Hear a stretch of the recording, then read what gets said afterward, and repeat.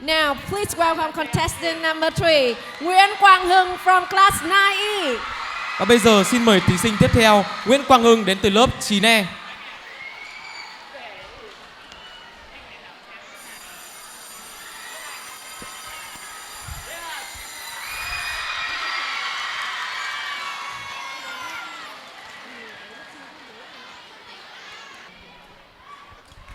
Okay, and now, shall we get on? Good morning to all the audiences and to all the examiners who sit here to listen to my presentation about trading changes in history. Okay, so now, go with me, Nguyễn Quang Hưng from class 9E, the director of our show today, through all the parts of this change in history. Now, let's get on. Okay, so let's get on the time machine and go back to the medieval world to see how people trade in this time. So, you may have known that merchants from France, Italy, Spain, they traveled around the world. They could cross the Mediterranean to the East Asia, to the Western Asia, like Turkey or Levant region. Or they could travel further to China to trade with them, to exchange for spices or for silk. And then these things could be brought back to their country so that the people there could make clothes from silk, or they could enrich the flavor of their food through spices, using spices from India and from China. And people used kinds of currency, especially coin, silver and gold coins were the most popular kind of currency during these times. But did you know that in Russia, people didn't use coins to trade. They used red squirrel pelts. Why? So, is there anybody want to answer this question? I'll give you 5 seconds to answer.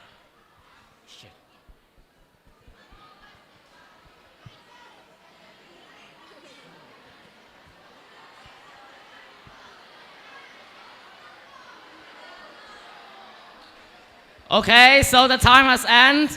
So, because that in the northern region of Russia and in the Scandinavian countries, squirrel pelts had a vast and had a major population, so that people there could easily collect their pelts, and later they could sell them, or they could use as a kind of currency to trade with Western European or to trade with their neighbors. Now, after discovering the medieval world, let's get on to the early modern period when the first stock exchange was opened in Amsterdam, the Netherlands, by the Western Indian Company of the Netherlands in the year 1602. This was the first time when people, they could buy stocks from the others. That means that the buyers, the traders can contribute to the property of the seller, of the stock sellers a bit. And if the stocks were searched, they can sell them to the others so that they can, they can gain money from selling those. And so, from the establishment of the first stock exchange, we have created a kind of money that now it's so famous that sometimes its volatility make them misunderstood as a kind of gambling. Yes, it is Bitcoin. Bitcoin was first created in the year of 2008 by a Japanese man named Satoshi Nakamoto and some of his fellows, who created that in order to trade online easier. Now you can book your own accommodation when traveling, or you can pay, you can exchange for foods, for anything using bitcoins. But remember, use them carefully. Okay? And that's all my presentation. I hope that you enjoyed that.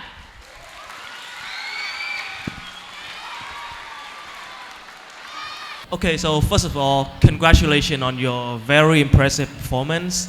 So I have some questions for you. So you mentioned various trading items in the past, like copper or zinc coin, squirrel pelts. So I heard that history shows many trading systems were very reliable until they weren't, until humans found better alternatives for the system. So what do you think we can learn in the future when we use virtual money like cryptocurrency? So in the future, if we want to use cryptocurrency, we need to have a strategic thinking. It means that our mind needs to be cold, need to be strong, intelligent, because that cryptocurrency is not always reliable.